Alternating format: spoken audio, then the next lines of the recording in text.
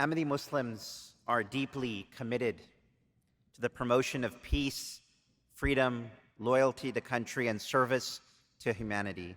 In 2011, our community established an annual Ahmadiyya Muslim Humanitarian Award to recognize the services and contributions of individuals who selflessly strive to assist oppressed and disadvantaged communities around the world. By being an advocate for these communities, these individuals protect and safeguard fundamental and universal human rights.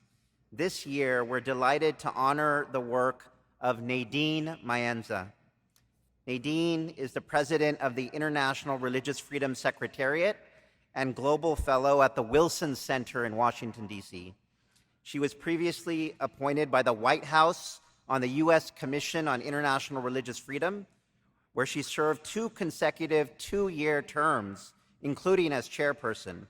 She is a noted speaker, writer, and policy expert with more than 2 decades of experience as a champion for international religious freedom. She has worked tirelessly in defense of persecuted religious communities all over the world, especially her work for the rights of Yazidis, Christians, and Muslims. She has led official human rights delegations on behalf of the U.S. Commission on International Religious Freedom to Egypt, Saudi Arabia, Myanmar, Bahrain, Indonesia, Iraq, Azerbaijan, Thailand, Taiwan, and Uzbekistan. And NADINE has advocated for the rights of persecuted Ahmadi Muslims in Pakistan, Afghanistan, and Algeria. Our community has worked extremely closely with NADINE to rescue persecuted Ahmadi Muslims from Afghanistan, where NADINE has personally invested hundreds of hours of her own time for this project. Sometimes in the dead of night, I remember one such example on a personal note. It was 1:45 in the morning in Los Angeles when I received the news, the harrowing news of our Ahmadi brothers and sisters in danger, right when the rescue efforts were underway in Afghanistan. And I messaged NADINE thinking that she can get this message perhaps the next day. And she picked up the message at 4 in the morning, her time. And she called me and worked on that matter for the next 2 hours with me over the phone, all night, to help our brothers and sisters in Afghanistan. It's really a delight to give this honor to her. We ask her to receive the 2023 Ahmadiyya Muslim Humanitarian Award and then to share her remarks. We ask that she receive the award from our missionary in charge.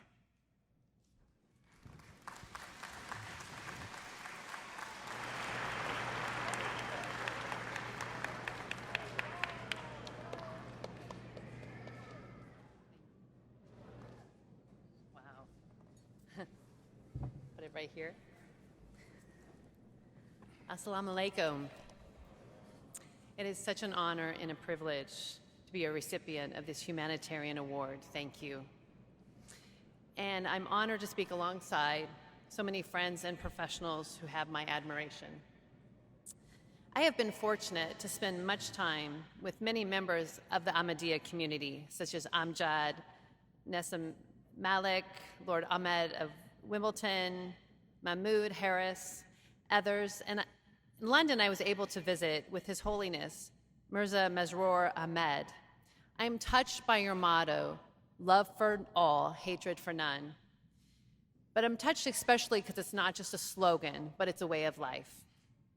I share this award with friends and colleagues who were partners in the Afghanistan evacuations in our continued work to rescue religious minorities at risk. Charmaine Heading in the Shai Fund, Sir Charles Hoare, and another who remains unnamed. When the Taliban took over Afghanistan and evacuations were announced, I feared that the only people that would be able to get on these planes were those that had contacts with powerful people in Washington, D.C. I worked to make sure we included the most vulnerable, including at-risk Ahmadiyya Muslims, Christian converts, Sikhs, Hindus, and others. A special thank you to the Nazarene Fund and Mercury One for providing these planes, and the Shy Fund for organizing the effort. It is important to note that in addition to religious minorities, half of these planes that were privately funded were filled with those who worked with the US government, at-risk women, judges, and others. It was on these planes that we were able to get out members of the Ahmadiyya community. There were some harrowing moments, especially the one night spent stuck in a Taliban checkpoint. And when we finally were able to get everyone out safely to the airport, shooting began, and everyone had to pull back. That was a low moment.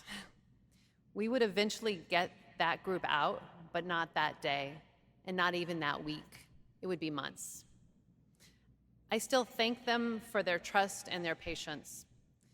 I am distraught that there are still so many in danger, and I pray for them daily. We remain committed to providing help as needed.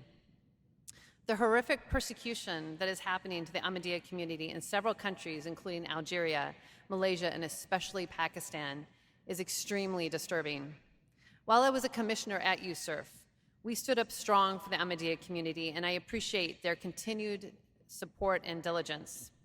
And I'm also thankful for Ambassador Rashad Hussain and his excellent staff like Dr. Harrison Akins, who also continue to advocate so strongly. I do urge the US government to follow USCIRF's excellent recommendations, including entering into a binding agreement with Pakistan under Section 405C of the International Religious Freedom Act of 1998.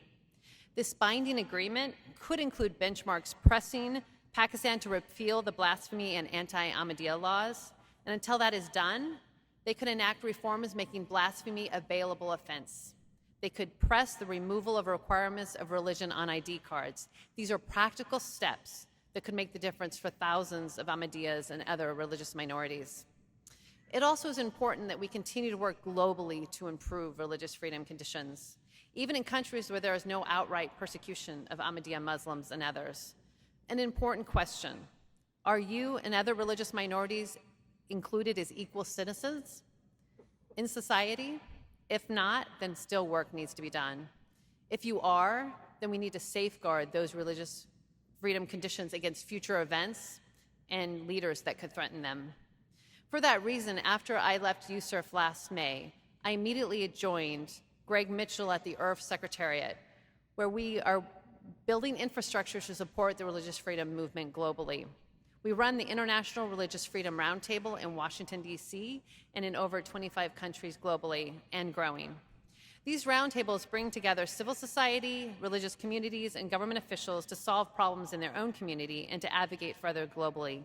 I am thankful for the strong Ahmadiyya Muslim presence in our Washington, D.C. roundtable, in our the UK forum, and many of our work throughout the world. And as Knox said, the way that you stand for one another is so impressive, and it does make it easy for us to love you back, and for all the work that you do and the kindness that you show others who are also being persecuted. And you know, this goes beyond tolerance. We don't tolerate things. We tolerate things we don't like. And accepting one another as equal citizens, even among our deep theological differences, is the key to this work. And it's also the key to long-term peace and stability.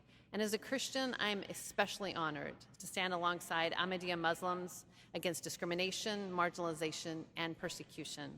I'm confident that working together, we can make the difference in the lives of many seeking to follow their conscience and practice their faith peacefully. Thanks again for this special honor. It is so meaningful to me, as is my continued relationship with all of you. I'm confident I speak for the IRF Secretariat and the IRF Roundtable movement in promising to continue to stand with you in supporting love for all, hatred for none. Thank you.